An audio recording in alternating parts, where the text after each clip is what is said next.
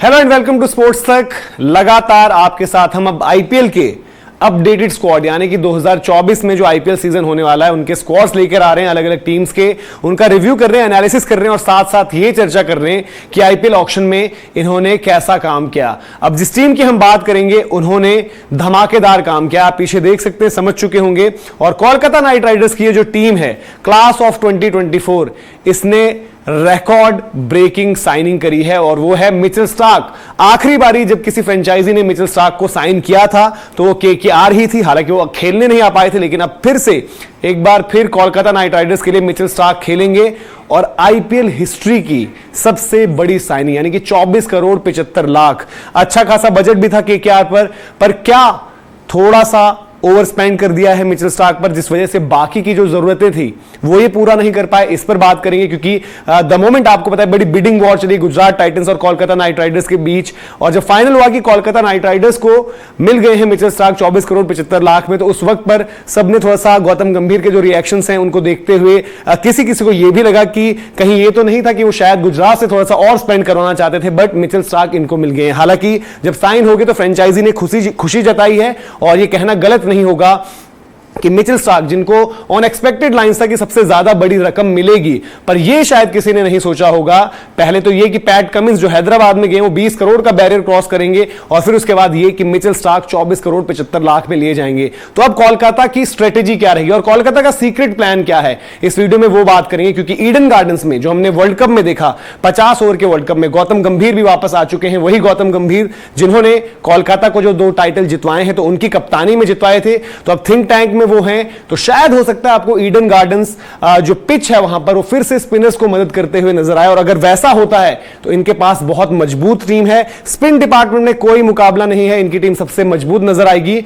और वो भी तब जबकि इनके पास उस तरीके से आप बात करेंगे सुनील नरेन जो कि एक वेटरन स्पिनर है, अभी तक वो रेलिवेंट है, सुयश शर्मा जो एक नए स्पिनर आए हैं, सिर्फ एक सीजन हुआ है, वरुण चक्रवर्ती भी इसी तरीके से आए थे। तो एक एक कर नजर डालते हैं। सबसे पहले पूरा आपको स्क्वाड दिखाते हैं इनकी जो नई बाइज रही है और फिर बेस्ट 11 पर भी चर्चा करेंगे कि क्या इनकी बेस्ट 11 हो सकती है। श्रेयस अय्यर कप्तान होंगे, रिंकू सिंह अब सुपरस्टार बन चुके हैं, वो उस लाइनअप में वहां पर मिडिल ऑर्डर में होंगे, और फिर देखना पड़ेगा कि आंद्रे रसल और सुनील नरेन वो कैसा परफॉर्म करते हैं। क्योंकि अगर बीते 1-2 सीजन देखें तो आंद्रे रसल और सुनील नरेन उस तरीके से परफॉर्मेंस दे नहीं पाए हैं, जो एक थोड़ा सा कह सकते हैं एक वजह रही है जिसने कोलकाता को कहीं ना कहीं पीछे रोका है। तो ये एक बड़ी वजह भी रही है, और अगर आप पूरा स्क्वाड जब हम बात करेंगे उस पर और जब आपको दिखाएंगे तो आपको समझ में आएगा कि क्यों इनकी इतनी ज्यादा इंपॉर्टेंस है। क्योंकि ये पूरे के पूरे रिटेन खिलाड़ी जो थे उनके साथ जो न्यू बाइज आप देख रहे हैं, जैसे मैंने कहा कि मिचेल स्टार्क तो मिल गए, पर बैकअप में अगर आप फास्ट बॉलिंग डिपार्टमेंट देखेंगे तो बहुत कुछ ज्यादा है नहीं।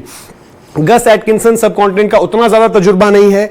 चेतन साकरिया एक वेरिएशन वाले गेंदबाज हैं, लेकिन जो हमने आईपीएल में देखा उनको दिल्ली में रहे, उससे पहले राजस्थान में रहे, तो शायद ये कॉम्प्लीमेंट अच्छा करते जब इनके साथ ओवरऑल बॉलिंग अटैक पूरा बढ़िया बेहतर होता है। लेकिन हाँ, ये लग्जरी जरूर है कि चेतन साकरिया आपको डेथ में भी गेंदबाजी कर सकते हैं, जो कोलकाता की जरूरत है इस वक्त पर।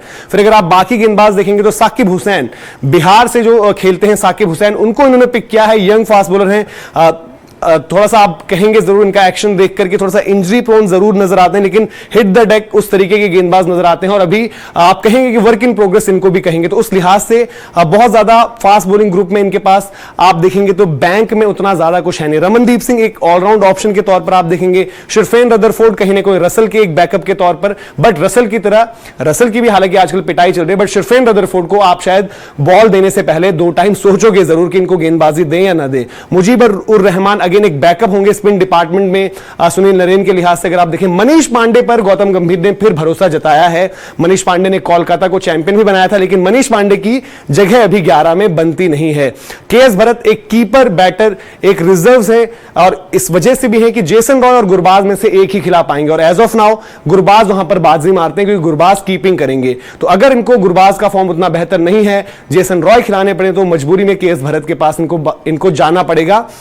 और इवन ओपनिंग में भी अगर आप देखेंगे, अगर आप सोचते हो कि केएस भरत को भी टॉप ऑर्डर में खिला देंगे या फिर और कोई रिजर्व में कौन है जो ऊपर खेलेगा, तो अंकृश रघुवंशी एक यंग खिलाड़ी है, बहुत अच्छा टेम्परामेंट भी शो किया है अंडर 19 टू डोमेस्टिक, बट शायद अभी आप बोलोगे white ball particularly T20 format में आईपीएल जैसी स्टेज पर उनका टेस्ट होना अभी बाकी है। तो आपको रिजर्व्स में उतनी ज्यादा मजबूती नजर नहीं आ रही है। जो खिलाड़ी आप देखोगे तो जो इनके पास ऑलरेडी रिटेन स्क्वाड था वहां से जो है इनकी 11 बन सकती थी, बट अब जो नया एडिशन किया है तो वहां पर आपको पता है कि स्ट्रेट अवे मिचेल स्टार्क जरूर एक प्लेइंग 11 में अंदर आ जाते हैं। और इसीलिए हम कह रहे हैं क्योंकि फास्ट बॉलिंग में आप कहीं ना कहीं सोचोगे कि मिचेल स्टार्क के साथ हर्षित राणा उनका कॉम्बिनेशन रहेगा, आंद्रे रसल से गेंदबाजी करवाएंगे, इसीलिए लगता है कि शायद इस बारी ईडन गार्डन्स कोलकाता में आपको जो पिच है वो वहां पर स्पिनर्स को असिस्ट करते नजर आए। एक तो इनके पास अटैक हो गया जो स्पिनर्स को हेल्प करता है और उस तरीके के स्पिनर्स इनके पास हैं। सुयश भी खेलेंगे एज एन इंपैक्ट के रूप में, बल्लेबाजी करने कोई और आएगा और सुयश जो है गेंदबाजी करने आएंगे। तो 3 अच्छे स्पिनर्स इनके पास हो जाएंगे, सुयश, वरुण चक्रवर्ती और उनके साथ साथ सुनील नरेन। और बल्लेबाज भी अगर आप इनके देखें, जैसे मैंने आपको बताया कि अगर गुरबाज से स्टार्ट करते हैं क्योंकि कीपिंग उन्होंने करनी है, तो गुरबाज कीपर बैटर, अफगानिस्तान के पास जो स्पिनर्स हैं उनको खेलते रहते हैं तो स्पिनर्स के अगेंस्ट वो अच्छे हैं। फिर आपको पता है वेंकटेश अय्यर जो डोमेस्टिक क्रिकेट लगातार खेलते हैं वो अच्छे हैं स्पिन के अगेंस्ट। श्रेयस अय्यर जो हम इंडियन बैटर्स में कहते हैं स्पिन को बेहतर खेलते हैं। फिर आपके पास नीतीश राणा है लेफ्ट हैंडर और वो भी स्पिनर्स को बेहतर खेलते हैं। और रिंकू सिंह एक और ऐसा खिलाड़ी जो स्पिनर्स को बहुत ज्यादा खेलता रहता है। और ये इनका जो मामला फंसेगा वो ये होता है कि 5 नंबर तक तो यहां बात हो गई, 6 पर रसल, 7 पर उनके पास उस तरीके का विकल्प नहीं है। तो रमनदीप को शायद ये वहां पर देखेंगे जिनको आप उम्मीद करोगे कि वो वहां से फिनिश करें और फिर इंपैक्ट प्लेयर के रूप में किसी और की जगह जो है जो बल्लेबाजी सिर्फ आप करवाना चाहोगे और वो फैसला आपको लेना होगा। अगर वो वेंकटेश अय्यर हैं तो आप उनकी जगह पर जो है बाद में गेंदबाजी करवाने के लिए सुयश को लेकर आओगे, जो पिछले सीजन में इनकी एक सोच रही थी। फिर आप 8 पर एक तरीके से सुनील नरेन, मिचेल स्टार्क वहां रहेंगे। और फिर इसके बाद अगर आप फॉलो करेंगे बैटिंग ऑर्डर तो वहां पर आपको हर्षित राणा की एक प्रेजेंस नजर आएगी और वरुण चक्रवर्ती। तो बैटिंग करते हुए इनकी 11 हो सकती है। बॉलिंग के वक्त जैसे मैंने बताया कि सुयश अंदर आ जाएंगे और फिर वेंकटेश अय्यर अगर बाहर जाते हैं, बाकी जो विकल्प है चेतन साकरिया है, वैभव अरोड़ा नई गेंद के लिए है, इसीलिए इनको स्टार्क के साथ डेथ में गेंदबाजी के लिए चाहिए। हर्षित राणा से उम्मीद रखेंगे कि उस तरीके की गेंदबाजी करें।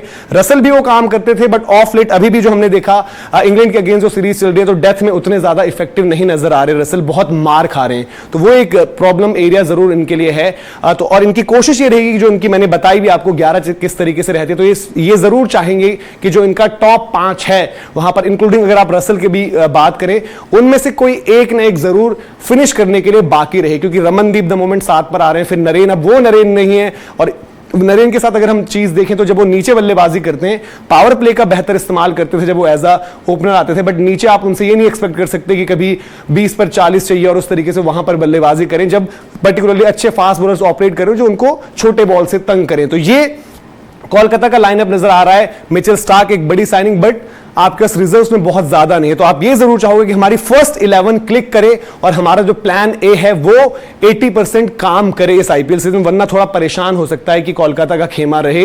बड़ी साइनिंग जरूर करी है लेकिन थोड़ा सा जैसे मैंने कहा कि डेथ बॉलिंग देखना पड़ेगा आपको। मिचेल स्टार्क से तो आप डेफिनेटली करवाओगे, इतनी बड़ी साइनिंग है, बट हर्षित राणा वो किस तरीके से करते हैं। फिर अगर आपको चाहिए होंगे ऑप्शन तो उनके बाद भी आप जैसे चेतन साकरिया, वैभव अरोड़ा की भी उतनी ज्यादा स्ट्रेंथ नहीं है डेथ में गेंदबाजी करनी, same goes for Andre Russell. तो ये कुछ एरियाज हैं। ओपनिंग स्लॉट में जैसे मैंने बात करी वहां पर भी प्रॉब्लम है और इसीलिए गुरबाज के साथ जाना पड़ रहा है आपको, क्योंकि केएस भरत को इस लाइनअप में अगर आप फिट इन करोगे तो फिर वो कहां पर किस तरीके से किस अंदाज में करना है ये भी आपकी प्रॉब्लम है। तो ये कोलकाता नाइट राइडर्स का पूरा स्क्वाड जहां पर लग तो रहा है इनका प्लान होगा स्पिन को लेकर के, स्पिन के साथ ही जाएंगे। बड़े सज धज के भी इन्होंने अपने जो है फोटोज वगैरह डाले हैं अपने सोशल मीडिया हैंडल्स पर कोलकाता नाइट राइडर्स ने। अब देखना यही है कि कोलकाता नाइट राइडर्स जो एक वक्त पर लगता था कि बड़े अच्छी परफॉर्मेंसेस दे रहा है लगातार, जो हम बात कर रहे थे कि 2012-14 में चैंपियन भी बने, अब क्या वापस फिर से चैंपियन बन पाएंगे या नहीं? कमेंट सेक्शन में आप बताइए आप किस तरीके से देखते हैं जो मैंने स्क्वाड पूरा बताया और जो प्लेइंग 11 बताई है, या फिर आपकी राय कुछ अलग है।